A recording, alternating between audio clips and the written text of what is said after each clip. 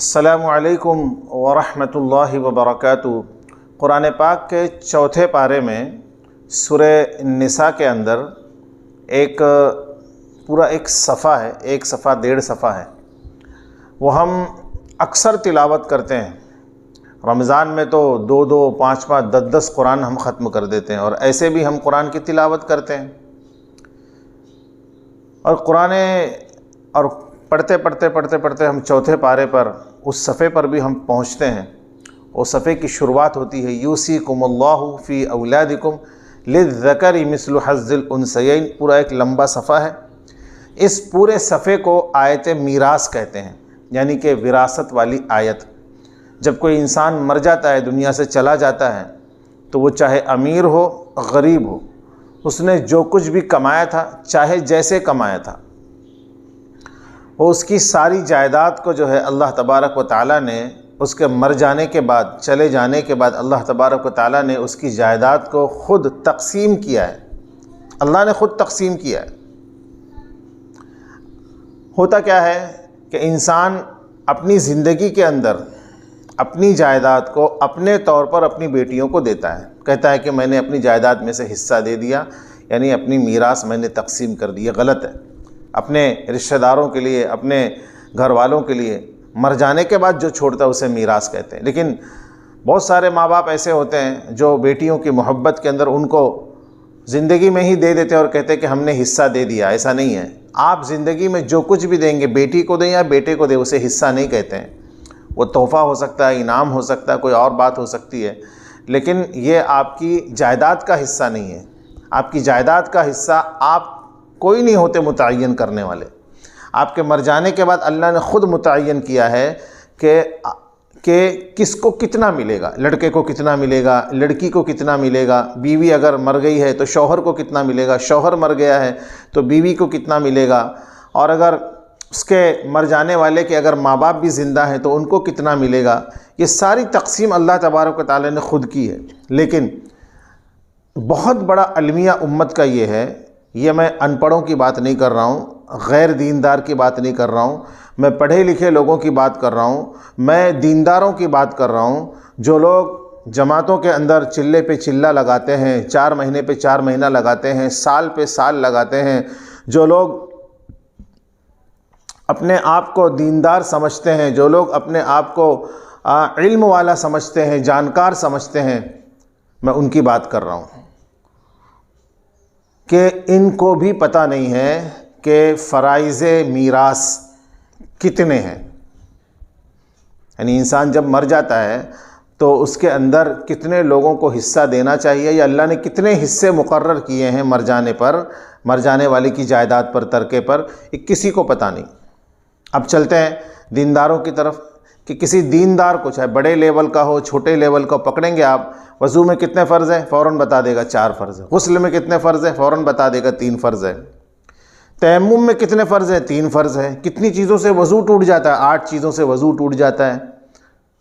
شرائط نماز کتنے ہیں، فرائض نماز کتنے ہیں، واجبات نماز کتنے ہیں، حتیٰ کہ حج اور عمرے کے بھی واجب اور فرائض جو لوگ کرنے جاتے ہیں اس کا بھی لوگوں کو علم ہے۔ لیکن افسوس کی بات یہ ہے، صد افسوس کی بات یہ ہے کہ ایک انسان کو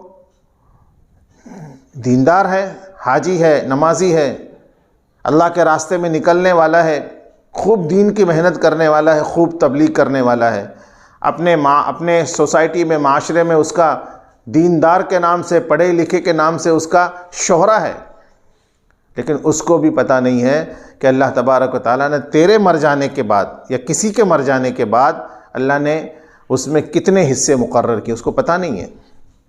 اور اگر آپ یہ تو چھوڑیے، میں تو کہتا ہوں کہ یہ میرا ویڈیو دیکھنے کے بعد آپ جا کر کے اپنے مسجد کے امام سے بھی اگر پوچھیں گے کہ آپ بتائیں کہ فرائض میراث کتنے ہیں، اللہ تبارک و تعالیٰ نے میراث میں کتنے لوگوں کے حق مقرر کیے ہیں، تو وہ بھی ٹائم لیں گے۔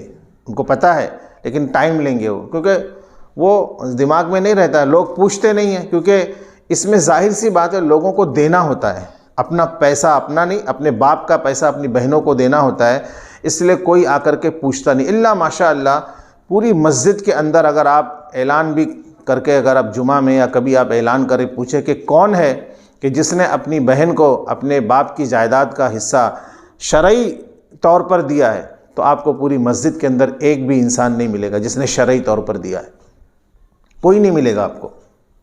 مسجدیں بھری ہیں، رمضان میں مسجدیں بھر جاتی ہیں، روزہ چھوٹے سے لے کے بڑے تک سب رکھتے ہیں، دین کی محنتیں خوب ہو رہی ہیں، لیکن یہ جو قرآن کا ایک صفحہ ہے اس پر کسی کی توجہ نہیں ہے۔ ایک صفحہ یوصیکم اللہ فی اولادکم، اس کو پڑھیں ترجمے کے ساتھ میں۔ اللہ تبارک و تعالیٰ نے اس کے اندر نبی علیہ الصلاۃ والسلام کا وسیلہ بھی بیچ سے ہٹا دیا۔ صرف جبرائیل علیہ السلام کے ذریعے سے قرآن کی یہ آیت نازل ہوئی، ایک صفحہ نازل ہوا، اللہ ڈائریکٹ بندوں سے خطاب کر رہے ہیں۔ اللہ تبارک و تعالیٰ تمہیں تمہاری اولاد کے بارے میں وصیت کرتے ہیں کہ 2 لڑکیوں کا 1 لڑکے کے برابر حصہ ہے، کہ جتنا 2 لڑکیوں کو ملے گا اتنا 1 لڑکے کو ملے گا۔ اس کے بعد پھر آگے کی پوری تفصیل ہے، پھر کیا ہے، کسی کو صرف 2 ہی بچیاں ہوں تو کیا کرے، 2 ہو، 2 سے زیادہ ہو تو کیا کرے، وہ پورا 1-1.5 صفحہ پورا جو ہے وہ میراث پر ہی ہے۔ میراث کے فرائض میرے دوستو یہ 6 ہیں۔ نصف کیا ہے آپ دیکھ لینا، یہ میں پوری تفصیل یہاں پر نہیں بتا سکتا۔ نصف کسے کہتے ہیں؟ ایک نصف ہے، دوسرے ہے ربع، اور تیسرے ہے سمن۔ ربع یعنی چوتھائی حصہ، سمن کہتے ہیں 8ویں حصے کو۔ نصف مطلب آدھا حصہ، چوتھائی حصہ، 8واں حصہ۔ اس کے بعد پھر آتا ہے ثلث، تہائی حصہ۔ اس کے بعد آتا ہے ثلثان، 2/3 حصہ، اور اس کے بعد آتا ہے سدس، 6واں حصہ۔ یہ 6 حصے اللہ تبارک و تعالیٰ نے قرآن میں مقرر کیے ہیں۔ شاید آپ کو بھی پتہ نہیں ہوگا کہ فرائض میراث 6 ہیں، یہ 6 فرائض میراث ہیں۔ اب یہ 6واں حصہ کس کو دیا جائے گا، 1/3 حصہ کس کو دیا جائے گا، 2/3 حصہ کس کو دیا جائے گا، آدھا حصہ کس کو دیا جائے گا، اور اسی طریقے سے 8واں حصہ کس کو دیا جائے گا، چوتھائی حصہ کس کو دیا جائے گا۔ اس کے لیے آپ اپنے مسجد کے عالم سے، مفتیان کرام سے اس کو سیکھیں، ان کے پاس جائیں، وہ جو بھول گئے ان کو بھی یاد ہوگا اور آپ کو بھی اس کا علم ہوگا کہ اللہ تبارک و تعالیٰ نے مر جانے کے بعد ترکے میں کتنا حصہ رکھا ہے۔ آپ کی اپنی نہیں چلے گی کہ میں نے خود، ماں باپ بھی اپنی زندگی میں نے اپنی بیٹی کو دے دیا اتنا، پتہ نہیں بیٹا دیوے نہیں دیوے۔ ارے ایسا کیوں؟ آپ کی جائیداد ہے، آپ وصیت بنائیں، 1 کاپی بنائیں، اور سب اولادوں کو آپ 1 کاپی دیں اور کہیں کہ بھائی میرے مر جانے کے بعد میری جو بھی جائیداد ہے کم یا زیادہ، اس کو شرعی قانون کے حساب سے، قرآن کے قانون کے حساب سے میری ساری اولاد کے اندر اس کو تقسیم کیا جائے گا۔ خصوصاً میری بیٹیوں کو تو ضرور اس کا حصہ دیا جائے گا، اور سب کو بلا کر کے جو ہے اپنی 1 کاپی سب کے پاس رکھ دے۔ وہ اپنی زندگی میں نہ دے کسی کو، زندگی میں اگر آپ دیتے ہیں لڑکی کو تو وہ تو ہبہ ہو جائے گا، گفٹ ہو جائے گا، انعام ہو جائے گا۔ پھر جب آپ کو تو مرنا ہے، 100 سال پہ مرنا ہے، 200 سال پہ مرنا ہے آپ کو، اس کے بعد جو آپ کا جو ترکہ رہ جاتا ہے، وہ ترکے میں سے آپ کی بیٹیوں کا ابھی بھی حصہ رہے گا۔ اگر آپ کے بیٹے نہیں دیتے ہیں تو وہ بیٹے تو گنہگار ہی ہیں، آپ بھی گنہگار ہو گئے، اور قبر کے اندر آپ کو اس کی سزا آپ کو بھگتنی پڑے گی۔ تو یہ 1.5 صفحہ قرآن کا، یہ 1-1.5 صفحہ قرآن کا کیا کہتا ہے کہ تم نماز تو پڑھتے ہو، روزہ تو رکھتے ہو، ساری چیزوں کو کرتے ہو، سب کرتے ہو، خالی یہ 1 صفحہ، اس 1 صفحے پر آ کر کے تمہاری نانی کیوں مر جاتی ہے؟ کیونکہ تمہیں نماز میں کچھ دینا نہیں پڑتا، روزے میں کچھ دینا نہیں پڑتا، تمہیں اور چیزوں میں کچھ دینا نہیں پڑتا۔ اگر تم میرے 1 صفحے پر عمل کر لو گے تو تم کو تمہاری جائیداد میں سے حصہ دینا پڑے گا، اس لیے تم 1 صفحے پر عمل نہیں کرتے ہو۔ تو قرآن کا یہ 1 صفحہ کہتا ہے یا تو مجھے پڑھنا چھوڑ دو یا تو مجھ پر عمل کرو۔ ہاں، جب بھی یہ صفحہ آئے نا، یوصیکم اللہ فی اولادکم، یہ صفحہ دیکھ لیجئے، یہی ہے صفحہ ہے۔ یہ صفحہ جب آئے تو اس صفحے کو مت پڑھو، چھوڑ دو اس کو، آگے بڑھ جاؤ۔ علم المیراث، اللہ کے نبی صلی اللہ علیہ وسلم نے فرمایا کہ ایک زمانہ ایسا آئے گا کہ 2 بھائی آپس میں جائیداد کے لیے لڑیں گے کہ یہ میرا ہے، یہ میرا ہے، لیکن تیسرا کوئی آ کر کے ان کی اس گتھی کو سلجھا نہیں پائے گا۔ علم المیراث اتنی جلدی جو ہے نکل جائے گا۔ مدارس کے اندر طلباء کو، علماء کو، مفتیان کرام کو پڑھایا تو جاتا ہے، لیکن جب وہ آ جاتے ہیں اپنی فیلڈ میں تو آپ یقین مانیں سالوں گزر جاتے ہیں، کوئی بھی آ کر کے میراث پر ان سے آ کر کے کوئی مسئلہ نہیں پوچھتا۔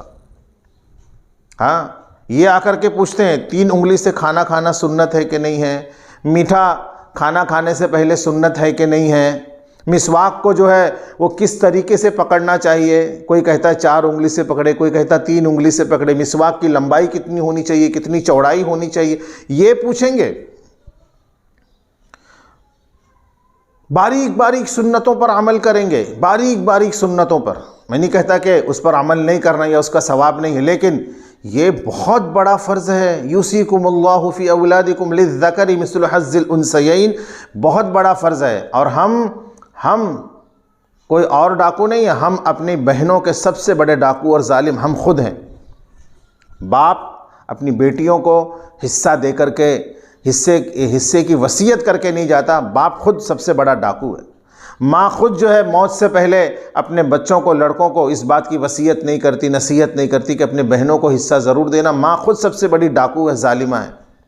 اور پھر اس کے بعد بھائی، جب باپ نے نہیں دیا، ماں نے نہیں دی، تو بھائی ان ساری چیزوں پر قبضہ کر کے بیٹھ جاتا ہے، وہ کچھ نہیں دیتا۔ اور کوئی تھوڑا رحم دل ہوتا ہے تو تھوڑا دے کر کے کہتا ہے کہ بہن معاف کر دو، میں تو غریب ہوں، ابا نے تمہارے پاس تو تمہارے شوہر کا تو دیا ہوا ہے سب کچھ، ابھی میرے سے بھی کیا لوگی، اگر لے بھی لی تو پھر تمہارا میرا رشتہ برابر نہیں ہوگا، آنا جانا جو ہے وہ ختم ہو جائے گا۔ اس طریقے کی بات ہوتی، پھر بہن کیا کہتی، بیچاری معاف کر دی۔ یاد رکھیں، اس طریقے سے معاف کرنے سے بھی معافی نہیں ہوتی ہے، حصے کی معافی نہیں ہوتی ہے۔